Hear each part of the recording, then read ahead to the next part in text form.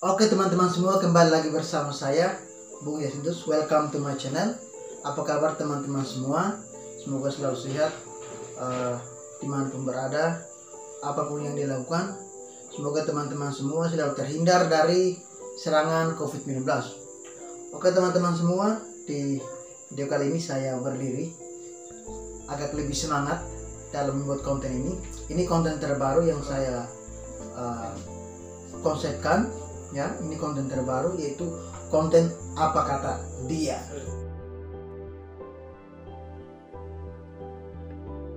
Baik teman-teman semua, tidak perlu bertele-tele lagi. Seperti biasanya, untuk teman-temanku semua yang baru menemukan channel ini, jangan lupa tekan tulisan warna merah di bawah yang sementara Anda nonton menjadi abu-abu. Tulisan warna merah itu menjadi abu-abu. Itu tandanya teman-teman sudah mendukung channel ini untuk saya terus berkarya.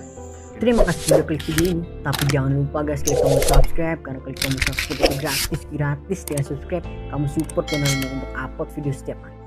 Oke teman-teman semua, di konten kali ini saya harusnya saya mewawancarai secara langsung salah satu kandidat, salah satu bakal calon wakil bupati Kabupaten Melaka di konstelasi politik Pilkada Melaka 2020 ini. Namun karena situasi pandemi ini, situasi wabah ini, kita dibatasi ya sesuai protokol daripada pemerintah pusat, yaitu social distancing and physical distancing. Jadi saya mewawancarai beliau melalui komunikasi lewat WhatsApp ya, WA ya, chatting melalui wawancara di WhatsApp. Jadi saya di konten yang satu ini bukan hanya mewawancarai satu figur, satu kandidat, tapi saya akan mewawancarai semua figur, semua kandidat, termasuk Pak Bupati Melaka sekarang, yang lebih dikenal oleh masyarakat, itu Bapak Stefan Puryeseran, yang sementara menjadi petahana untuk konstelasi politik Pilkada Melaka 2020. Saya akan mewawancarai semua, termasuk figur-figur yang akan bertarung pada konstelasi politik Pilkada Melaka 2020 ya. Namun yang punya waktu untuk sementara yaitu salah satu bakal calon wakil bupati, yaitu Kak Roy Teseran, atau yang akrab disapa KRTS ya. Beliau punya waktu untuk saya mewawancarai meskipun komunikasinya lewat WA ya. Saya melemparkan beberapa pertanyaan, ada 3 pertanyaan. Semoga dengan jawaban ini bisa menjadi inspirasi untuk kita kaum muda khusus milenial, dan juga semoga dengan jawaban daripada Kak Roy atau RTS bisa membuat milenial semakin semangat untuk berkarya ya, untuk berjuang. Oke teman-teman semua, seperti yang saya sampaikan sebelumnya, bahwa saya tidak hanya mewawancara satu figur atau satu kandidat, tapi saya akan mewawancarai semuanya jika semua punya waktu ya. Karena kita melihat, kita percaya bahwa salah satu dari semua figur, dari semua kandidat ya, dari semua kandidat bakal calon bupati maupun bakal calon wakil bupati punya kesibukan masing-masing ya, sesuai karir dan bidangnya masing-masing. Jadi kita akan melihat ke depannya, esok atau lusa, jika sudah punya waktu, saya juga akan mempersembahkan kepada teman-teman semua apa kata dia ya. Jadi tidak perlu memperpanjang waktu, mari kita sama-sama simak videonya. Selamat malam, panjang umur perjuangan. Terima kasih kepada Bung Yasintus bersama kawan-kawan muda di Keva Menanu, putra-putra Melaka yang cemerlang, telah mengundang saya, mengajak saya untuk berdiskusi atau menyampaikan pendapat, maksud, tujuan, latar belakang kenapa saya, Roy Teseran, RTS, maju sebagai salah satu bakal calon wakil bupati Melaka untuk Pilkada Melaka 2020 yang harus tertunda menjadi 9 Desember kalau menurut keputusan KPU yang terakhir. Selamat malam, Ina Ama Mohon Alin Ferry Noktuasia. Selamat berjumpa bersama RTS. Pertama-tama kita panjatkan puji dan syukur pada Tuhan karena kita masih bisa tetap berhubungan walaupun via media. Kami juga terbatas, tidak boleh banyak berjumpa dengan banyak orang karena kita harus taat pada protokol yang telah dikeluarkan oleh pemerintah demi memutus rantai penyebaran COVID-19. Tetap di rumah saja dan tetap jaga kesehatan, patuhi pakai masker, jaga jarak, dan seterusnya. Tetap bekerja buat kawan-kawan, keluarga, bapak mama yang bekerja sebagai petani.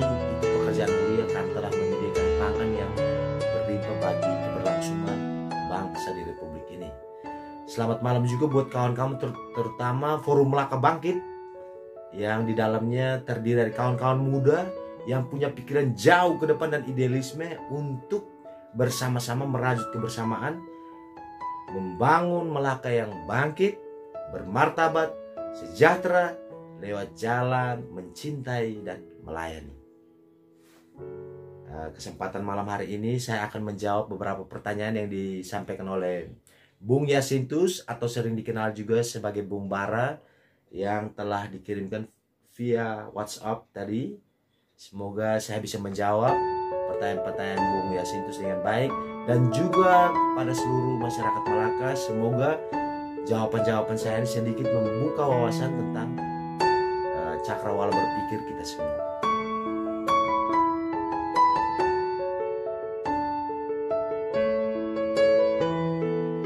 Pertanyaan untuk konten, apa kata dia? Yang pertama, tujuan Kak Roy maju sebagai bakal calon wakil bupati Melaka tahun 2020. Saya akan coba menjawab tujuan saya maju. Yang pertama, yang paling mendasar yang mengganggu dan mengusik pikiran saya untuk maju sebagai salah satu kepala wilayah di Melaka adalah kegelisahan saya akan keadaan tanah maupun manusia di Melaka saat ini. Jadi sejak dulu saya sendiri adalah frater, seminaris, tapi akhirnya memutuskan untuk menjadi awam. Sudah ada keinginan untuk selalu melayani dan mencintai sesama. Ini semua saya dapatkan dari keluarga saya, dari Bapak Yosef Tisera dan Mama Kiko Sasi. Bapak saya dulu adalah ASN dan sempat menjadi kepala desa selama 8 tahun. Mama saya adalah seorang bidan yang sehari-hari hidup melayani sesama sebagai salah satu tenaga medis atau paramedis ya, kalau tidak salah. Dari situ saya belajar untuk bagaimana mencintai dan melayani sesama.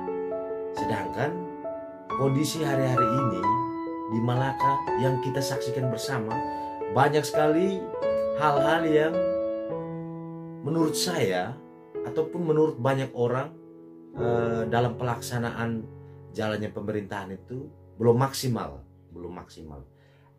Artinya ada ketimpangan yang cukup besar yang terjadi di Melaka antara, saya biasa selalu katakan kepada banyak orang bahwa terlalu nampak gap atau jurang pemisah antara si kaya dan si miskin, pejabat dan masyarakat biasa.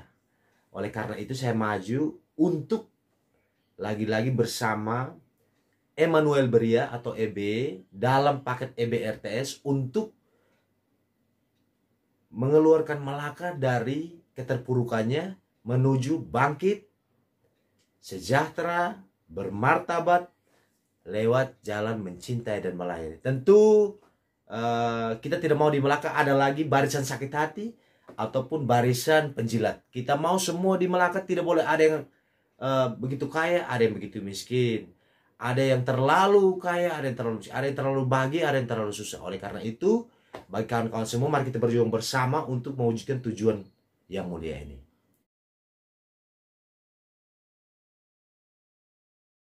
Pertanyaan kedua dari sahabat-sahabat Bung Yasintus, rencana pembangunannya kakak ke depannya seperti apa ya?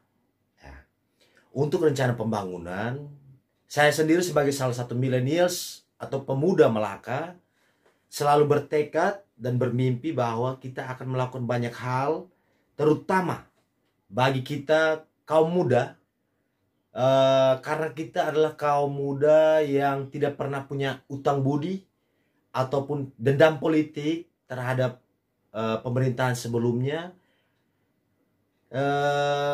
Yang paling utama adalah pemberdayaan. Kita yang muda harus bisa bersama-sama membangun Malaka dari berbagai sektor. Yang mampu di bidang pertanian harus menjadi petani yang bermartabat, harus menjadi yang mampu di bidang kelautan harus menjadi nelayan yang bermartabat, kreatif, inovator dengan segala potensi yang ada di Malaka. Malaka sangat kaya.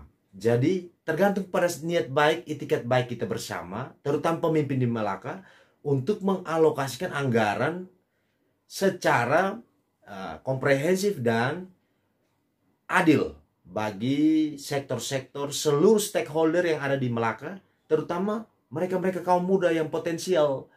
Oleh karena itu, pembangunan secara konkret akan kita bicarakan nanti, tapi pada intinya kaum muda millennials Malaka harus mendapatkan peran strategis, mendapat tupoksi untuk turut mengelola anggaran yang dipercayakan oleh pemerintah pusat kepada pemerintah Kabupaten Malaka. Karena anggaran itu cukup besar dan anggaran tersebut adalah milik rakyat, bukan milik segelintir orang, apalagi milik pejabat tertentu di Malaka.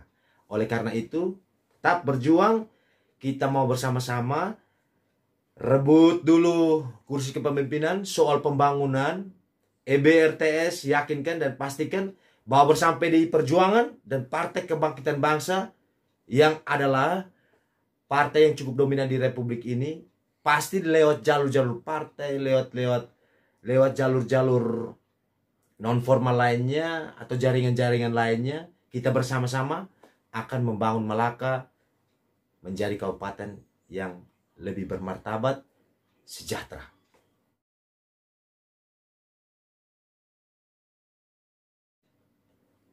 Ketiga, wilayah Malaka dalam pelayanan administrasinya masih sangat lemah menurut Bung Yasintus dan kawan-kawan muda. Apa yang harus kakak lakukan ke depannya? Terima kasih atas pertanyaan ketiga yang begitu bagus dan baik ini. Kita sendiri bisa menyaksikan bahwa memang banyak masyarakat mengeluh ada banyak kendala yang terjadi di pemerintahan Kabupaten Malaka era ini atau di rezim ini, karena menurut saya banyak hal belum benar di Malaka, terutama soal fasilitas, sarana prasarana pelayanan publik di Malaka. Kantor-kantor maupun fasilitas-fasilitas di kantor-kantor itu belum cukup menunjang. Kita sendiri prihatin dengan kondisi itu, karena itu merupakan tanggung jawab yang paling mendasar bagi upaya pelayanan publik. Kalau semisal ASN kita, birokrat kita diberikan fasilitas yang mumpuni, mereka dapat melayani masyarakat dengan maksimal. Bagaimana coba misalnya di kantor kependudukan, dinas kependudukan, antriannya panjang, KTP-nya daftar hari ini bisa selesainya, bisa jadinya tahun depan. Terkecuali dengar-dengar menurut isu sebagian orang bisa menjadi lebih cepat ketika kita menjadi pendukung salah satu figur politik. Itu kurang bagus, karena semua rakyat Malaka harus mendapat perlakuan yang sama di hadapan birokrat atau di hadapan pelayan publik. Kita harus menempatkan diri kita sebagai pelayan publik. Lalu yang berikut kaitannya dengan administrasi ini penting, karena banyak korupsi terjadi karena maladministrasi. Kita lihat sendiri ada banyak kasus di Malaka yang diangkat ke publik terkait dengan korupsi. Saya sendiri bersama Emmanuel Beria sebagai bakal calon bupati dalam paket EBRTS yakin dan percaya bahwa korupsi di Malaka akan hilang ketika kami dipercayakan, karena kami datang dari pemikiran bahwa bangkit sejahtera, adil makmur lewat jalan mencintai melayani, konkretisasinya ada pada penerapan pemerintahan yang transparan. Kalau sudah transparan, akses anggaran diketahui oleh masyarakat yang turut mengontrol perilaku pejabat dan birokrat, maka tidak akan lagi terjadi korupsi, sebab publik juga ikut mengawas. Jangan hanya kepala desa yang dituntut untuk pasang baliho anggaran, tapi Pemda juga dalam hal ini, bupati, kepala dinas juga wajib transparan dalam pengelolaan dan penggunaan anggaran yang adalah milik rakyat. Apa yang menjadi rakyat harus dikembalikan kepada rakyat mereka. Baik, demikian saya coba menjawab secara ringkas beberapa pertanyaan dari Bung Yasintus. Semoga pertanyaan-pertanyaan ini walaupun tidak banyak menjawab atau tidak menjawab secara komprehensif, tapi bisa membuka nalar berpikir kita semua, hati kita, supaya bersama-sama EBRTS kita wujudkan cita-cita daripada terbentuknya daerah otonom baru maupun Kabupaten Malaka yang telah diperjuangkan oleh banyak orang Malaka untuk menjadi salah satu wilayah otonom. Oleh karena itu, terima kasih sudah menyaksikan. Terus dukung konten ini, jangan lupa subscribe, jangan lupa terutama kawan-kawan muda tetap kreatif, inovatif seperti Bung Yasintus bersama teman-temannya. Karena dalam ramalan saya beberapa saat kemudian orang tidak lagi akan berkonsentrasi pada bisnis konvensional atau pekerjaan-pekerjaan konvensional, tapi orang akan beralih ke bisnis maupun urusan-urusan secara digital. Dan ini eranya kita, kawan-kawan muda, tetap semangat. Kita harus membawa sesuatu dan tunjukkan bahwa kaum muda milenials Melaka juga mampu, dan kita juga mau mengabdi bagi tanah kelahiran, tanah leluhur kita, Malaka tercinta. Sekian dan terima kasih, sampai jumpa lagi. Baik, terima kasih banyak teman-teman semua yang sudah menonton video ini sampai habis, dan juga untuk teman-teman semua yang sudah subscribe, ya, sudah subscribe channel ini. Jangan lupa share lebih luas lagi sehingga konten ini channel ini terus berkembang dan saya lebih semangat untuk berkarya. Terima kasih juga untuk Roy Tessieran yang sudah meluangkan waktu beberapa menit untuk saya mewawancarai meskipun dalam bentuk komunikasi lewat via WhatsApp. Terima kasih juga sudah izinkan saya mewawancarai kakak. Semoga kedepannya kita bisa bertemu secara langsung, dan juga untuk figur-figur atau narasumber-narasumber lain yang sudah ada pada benak berpikir saya. Jika ada kesempatan dan maksud saya sudah punya waktu, saya bisa mempersembahkan kepada teman-teman semua. Oke teman-teman semua, sampai jumpa di video berikutnya. Merdeka!